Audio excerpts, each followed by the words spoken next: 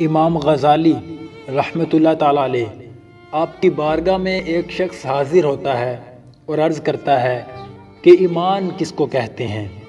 تو امام غزالی رحمۃ اللہ تعالیٰ علیہ فرماتے ہیں کہ ایمان یہ ہے اللہ اور اس کے رسول صلی اللہ علیہ وسلم کی ہر کہی بات پر آنکھیں بند کر کے یقین کرنا، ہر کہی بات پر آنکھیں بند کر کے یقین کرنا، اور جن کا اللہ اور نبی کریم علیہ الصلوۃ والسلام حکم دیں اس پر عمل کرنا، اور جن سے اللہ اور اس کے پیارے حبیب صلی اللہ علیہ وسلم روکیں ان سے رکنا۔